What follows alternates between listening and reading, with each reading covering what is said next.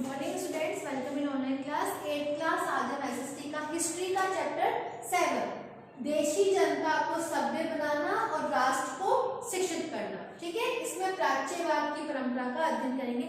इसके पहले वाली क्लास में हमने पढ़ा था कि कैसे यहाँ पे सूती कपड़े का विकास हुआ था और कैसे यहाँ पे कपड़ा व्यापारियों के लिए एक प्रतिस्पर्धा की भावना उनमें आने लगी, ठीक है। अब ये जिम्मेदारी आती है कि अब जो देशी राष्ट्र था या जो हमारा भारत था उसकी जनता को कैसे शिक्षित किया जाए, या फिर राष्ट्र को हम कैसे शिक्षित कर सकते हैं ताकि यहाँ की जनता अपना अच्छा और बुरा दोनों का फैसला कर सके, ठीक है। अब हम पढ़ते हैं कि पहले के अध्यायों में हम देख चुके हैं कि किस तरह से ब्रिटिश शासन ने यहाँ की जनता पर हुकूमत चलाया था, या ब्रिटिश शासन के कारण यहाँ की जनता को कितनी परेशानियों का सामना करना पड़ा था, के कारण यहाँ के राजाओं, नवाबों, किसानों, आदिवासियों पर किस किस तरह के अत्याचार सहे थे या उनके जीवन पर उसका कितना गहरा प्रभाव पड़ा था।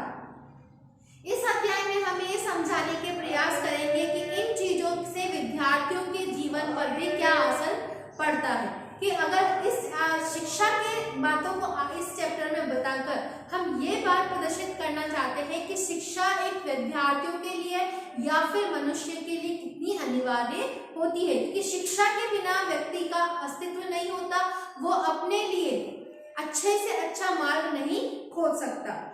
विद्यार्थियों के जीवन को समझना इसलिए जरूरी है क्योंकि भारत में अंग्रेज केवल भू क्षेत्र पर विजय और आय पर नियंत्रण ही नहीं चाहते थे, उन्हें लगता था कि उनका एक सांस्कृतिक मिशन भी है। वो मानते थे कि उन्हें देसी समाज को भी सभ्य बनाना है, उनके रीति रिवाजों और मूल्य मान्यताओं को बदलना है। इसके लिए कौन से बदलाव लाए जाने चाहिए, भारतीयों को शिक्षित या सभ्य और अंग्रेजों की सोच के मुताबिक अच्छी प्रजा बनाने के लिए कौन से ऐसे प्रयास करने चाहिए या कदम उठाए जाने थे। अंग्रेजों के पास इन सवालों के कोई नए बने बनाए जवाब नहीं थे, उन्हें अपने इन जवाबों को खुद ही सोचना था। ये भाषाविद क्या होता है कि भाषाविद एक ऐसा शब्द होता है, एक ऐसा व्यक्ति जो कई भाषाओं का जानकार होता है या विद्यार्थी होता है, उसे भाषाविद कहा जाता है। जैसे आपसे कोई पूछे कि भाषाविद किसे कहा जाता है, कि ये एक वो व्यक्ति होता है या ऐसा विद्यार्थी होता है जिसको समस्त भाषाओं की जानकारी होती है।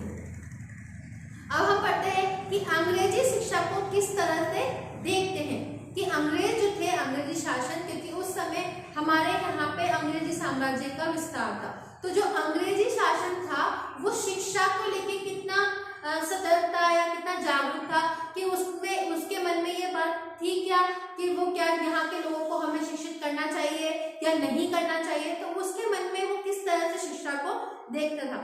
कि सबसे पहले इस बात पर ध्यान दें कि शिक्षा के क्षेत्र में अंग्रेज क्या सोच रहे थे, या शिक्षा का जो विचार हमारे आज तरह सामान्य दिखाई देते हैं वो पिछले 200 सालों में किस तरह से विकसित हुए हैं। इस पड़ताल के दौरान हम इस बात पर भी विचार करेंगे कि भारतीयों ने ब्रिटिश विचारों पर कैसी प्रतिक्रिया दी, कि उन्हें अच्छा लगा कि उन्होंने अंग्रेजी साम्राज्य जो था वो यहाँ के लोगों को किस तरह से प्रभावित कर रहा था, या वो उन बातों से अप्रभावित हो रहे थे, या इस बारे में कि अंग्रेजों के विचार किस तरह से विकसित हुए कि भारतीयों को कैसे पढ़ाया जाए, कि उनके मन में ये बात आने लग गई कि अब हमें भारतीयों को किस तरह से प्रभावित करना है या उनको शिक्षा देनी है, शिक्षा से वंचित रखना है, तो ये सब बातें उनके मन में आने लगी।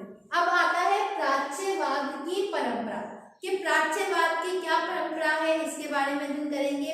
कि सन 1783 में विलियम जोन्स नामक एक सज्जन जो थे वो कलकत्ता आए थे। किसी 1783 की बात है कि उसमें एक विलियम जोन्स नामक एक व्यक्ति थे जो कि वहां पे कलकत्ता आए थे, क्योंकि उस समय ब्रिटिश साम्राज्य ने कलकत्ता को अपनी कैपिटल बनाया था, और कलकत्ता को उन्होंने हर वस्तु का निर्माण सबसे सर्वप्रथम कलकत्ता में ही हुआ था।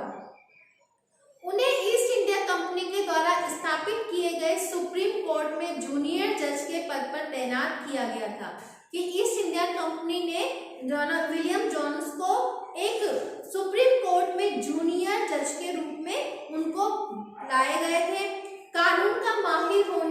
साथ साथ जोन्स एक भाषाविद भी थे। मैंने अभी आपको बताया था कि भाषाविद का क्या मतलब होता है कि उसको समस्त भाषाओं की जानकारी होती है, कि उसको बहुत सारी भाषाएं जो क्षेत्रीय हो या सांस्कृतिक भाषाएं या फिर अन्य भाषाएं, तो उन सभी को उस भाषाओं की जानकारी होती थी।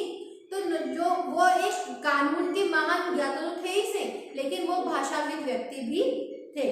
उन्होंने ऑक्सफोर्ड में ग्रीक और लैटिन का अध्ययन किया था। वे फ्रेंच और अंग्रेजी जानते थे और अपने एक दोस्त से अरबी सीखने के अलावा फारसी भी सीख चुके थे। इट मीन्स उनको ग्रीक भाषा आती थी, लैटिन भाषा आती थी, फ्रेंच भाषा आती थी, अंग्रेजी आती थी, अरबी आती थी, फ्रांसी आती थी और उर्दू भाषा भी उनको आती थी। कलकत्ता में आने के बाद वे रोजाना घंटों संस्कृत विद्वानों के साथ बैठकर उनसे संस्कृत की बारीकियां और उनकी व्याकरण और संस्कृत काव्यों का अध्ययन भी करने लगे थे। अब उनकी रुचि संस्कृत भाषा में बढ़ गई थी, वो संस्कृत भाषा को सीखना चाह रहे थे। कुछ ही समय में उन्होंने कानून, दर्शन, धर्म, राजनीति, नैतिकता, अंक गणित, चिकित्सा विज्ञान और अन्य विज्ञानों की प्राचीन भारतीय पुस्तकों का भी अध्ययन शुरू कर दिया। जोन्स ने पाया कि उस समय कलकत्ता में तैनात बहुत सारे अंग्रेज अफसर भी उनके जैसी दिलचस्पियां रखते थे, कि अब उन्हें लगा कि जिस तरह से जोन्स कानून के और भाषाविद व्यक्ति थे, तो उनको देखते हुए बहुत सारे अफसर जो थे उन्होंने भी उनकी तरह उसमें दिलचस्पी दिखाना शुरू कर दिया। हेनरी थॉमस कोलब्रुक और नेथनियल हॉल्डेट भी भारतीय भाषाएं सीख कर संस्कृत और फारसी रचनाओं का अंग्रेजी में अनुवाद कर रहे थे। प्राचीन भारतीय विरासत को समझने के प्रयास में लगे वो इस प्राचीन, क्योंकि अपने भारत में बहुत प्राचीनों से भाषाओं का ज्ञान बढ़ाया गया है, तो वो उन भाषाओं को सीखने के लिए इन संस्कृत भाषा का प्रयोग कर रहे हैं, यहाँ की क्षेत्रीय भाषा का प्रयोग में उनको सीख रहे हैं, ताकि वो प्राचीन ग्रंथों का इनका ज्ञान प्राप्त कर सके। जोन्स और कोलब्रुक भारत के प्रति एक खास तरह का रवैया रखते थे। वो भारत का पश्चिम दोनों की प्राचीन संस्कृतियों के गहरे आदर भाव रखते थे। उनका मानना था कि भारतीय सभ्यता प्राचीन काल में अपने वैभव के शिखर पर थी, परंतु बाद में उसका पतन होता चला गया। उनकी राय में भारत को समझने के लिए प्राचीन काल में लिखे गए यहाँ के पवित्र और कानूनी ग्रंथों को खोजना व समझना बहुत जरूरी था।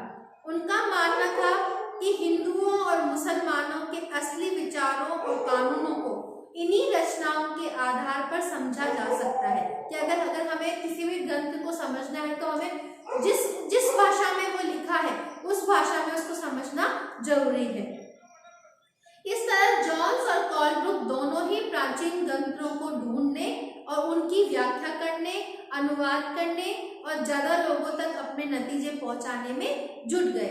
उनका विश्वास था कि परियोजना न केवल अंग्रेजों को भारतीय संस्कृति से सीखने में मदद देगी, बल्कि भारतीयों को भी अपनी विरासत को दोबारा अपनाने और अतीत में जो वैभव लुप्त हो चुका है उसको दोबारा प्राप्त करने में भी सक्षम होगी।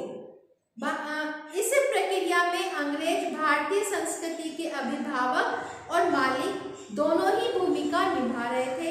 इन प्रयासों और विचारों से प्रभावित होकर कंपनी के बहुत सारे अधिकारियों ने दलील दी कि अंग्रेजी को पश्चिमी ज्ञान की बजाय भारतीय ज्ञान को भी प्रोत्साहन देना चाहिए। वे चाहते थे कि प्राचीन भारतीय ग्रंथों का अध्ययन को प्रोत्साहित कर और संस्कृत और फारसी साहित्य व काव्य पढ़ाने के लिए संस्थानों की स्थापना की जाए। इन अधिकारियों का ये मानना था कि हिंदुओं और मुसलमानों को भी वही पढ़ाया जाना चाहिए जिससे वे पहले से परिचित हैं, जिसे वे आदर और महत्व देते हैं, और उन्हें अनजाने विषयों को शिक्षा न दी जाए। इन अफसरों की राय में केवल तभी अंग्रेज देशी जनता का दिल जीत सकते हैं कि हम उनके मन में उनके धर्म के प्रति उनको भावनाओं को जगाकर या उनके ग्रंथों को उनको उसी भाषा में समझाकर तो उनके मन में हम उनके अपने लिए अच्छी जगह बना सकते हैं। इस बात का ध्यान रखते हुए 1781 में अरबी, फारसी और इस्लामी कानूनों के अध्ययन को बढ़ावा देने के लिए कलकत्ता में एक मदरसा खोला गया और 1791 में बनारस में हिंदू कॉलेज की स्थापना की गई ताकि वहां पे प्राचीन ग्रंथों या संस्कृतों की शिक्षा दी जाए और देश का शासन चलाने में मदद मिले। परंतु कंपनी के सभी अफसर इन बातों से सहमत नहीं थे। इनमें से बहुत सारे ऐसे भी अफसर या ऐसे रहे हैं जो इस प्राच्यवादी के कटु आलोचक थे। कि प्राच्यवादी का मतलब क्या था कि वो उनकी भाषाओं के अनुसार उनका अनुवाद करना या लोगों को समझाना। तो वो बहुत सारे अफसर जो थे वो इस परंपरा के विरुद्ध थे और इनकी कठोर आलोचना करते थे। ठीक है, ये टॉपिक आपको समझ में आ गया। अब अगली क्लास में हम पढ़ेंगे पूरब की जगन्य गलतियां जो थी उनका क्या परिणाम निकला। ठीक है, थैंक यू।